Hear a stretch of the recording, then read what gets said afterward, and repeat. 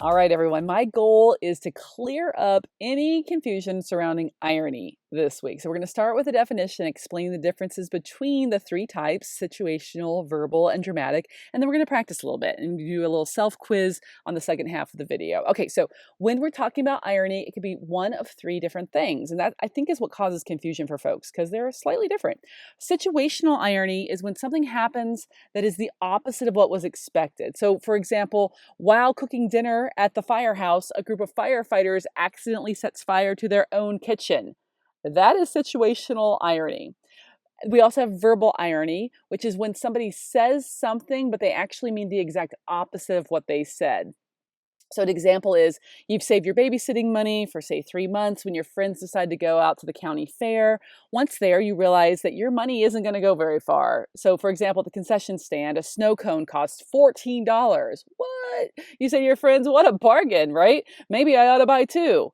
That's verbal irony. And the difference between that and sarcasm, which they feel very similar, right? You're like, oh, my friend's being sarcastic.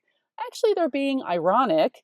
If they're being sarcastic, it tends to have that same quality, but it's more acidic and it's generally pointed at somebody to hurt them.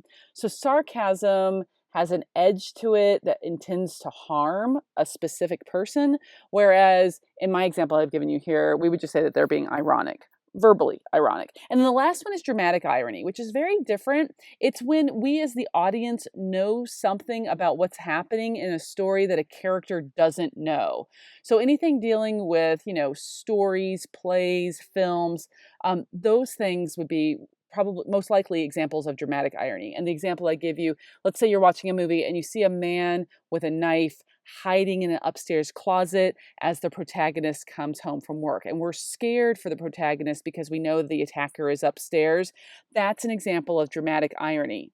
Now, we could turn that into situational irony if while you're watching that movie, there is also in real life a person with a knife in an upstairs closet in your house. So now that's situational irony as you're watching a movie based on dramatic irony. Oh my gosh, how terrifying. Okay, let's jump in. Let's practice. I want you to determine, and you can hit pause because I talk really fast. And I'm just going to I'm not going to do a countdown clock or anything like that. I'm just going to lay it on you, which it is. So if I'm talking too fast and you see the words and you just want to read the sentence for yourself and decide before you hear me say it, hit pause and then hit play when you're ready to keep on. But I'm just going to roll through these 10. All right. So number 1, Microsoft's new chief executive officer completes all of her work on an Apple computer. Ooh, scandalous.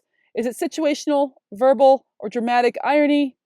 Yes, it's situational irony, right? The opposite of what you would expect. Number 2, as the teacher handed back our graded exams, the kid next to me muttered, "Great."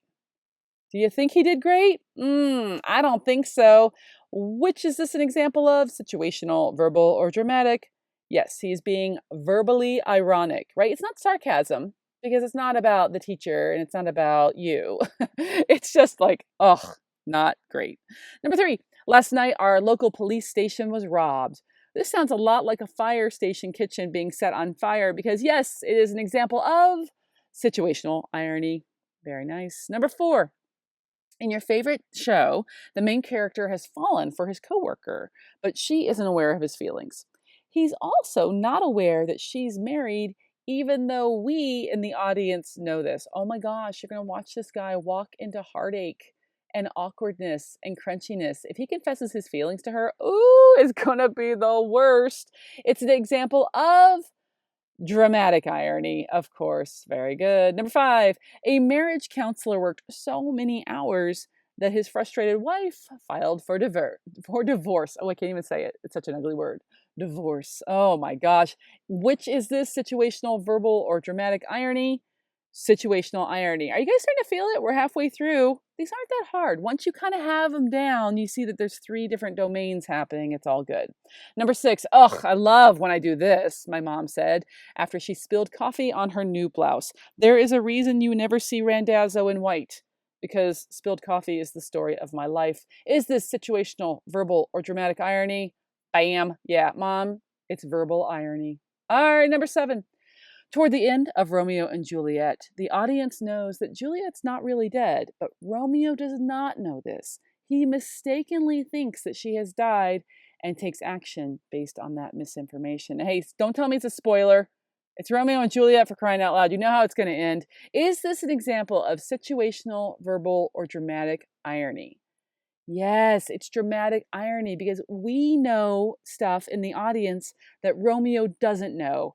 And that makes it, I think, all the more bitter and powerful when we watch the action unfold on the stage. Number 8, in the book Holes, the reader is told by a disappointed Stanley Yelnats that there is no lake at Camp Green Lake. Is this situational, verbal, or dramatic irony? It's situational. Ooh, I tried to trick you on that one by dropping in some literature. I thought you might just default, oh, lit is dramatic irony, Randazzo. No. In this one, it's actually situational. There's no lake at the lake. And number 9, one of your friends slips on an icy path on the sidewalk and you make fun of him because that's what you do. 30 seconds later, oh, bam, you also slip and fall. Is it situational, verbal, or dramatic irony? Yeah, it's situational and it's hilarious. That's called karma, kid. You just got what you deserved. And your last sentence actually isn't even a sentence. I forgot. I put an image in here for you. Got this off of Flickr. Nothing is written in stone. You got to chuckle when you were walking on the path and you see that. Is it situational, verbal, or dramatic irony? It is situational. I mean, you could say it's verbal irony, but I disagree. The situation is right there for me on my feet. I like it. All right. How many did you get right? Leave me that number in the comment section below. It's okay if you're learning. That's great. I don't expect you to see 10s. Maybe I tricked you on a couple of them. I hope so. I'm trying to be tricky, but really, once you understand the differences between situational, verbal, and dramatic irony, you got this, boo. It's all good. Hope you had a great week. Friday is here. I'm done with my video. Woo woo. I'm ready to have my weekend. That sounds good to me. You guys have a great weekend. I will see you on Monday. We'll do more grammar practice like we do. Wednesday vocab, you know how it goes. And you know, it makes me so happy in my teacher heart when you hit the little thumbs up video. You're like, hey, good job, Randazzo. I like that one. And I like you. You guys have a great weekend. I will see you on Monday. Bye, y'all.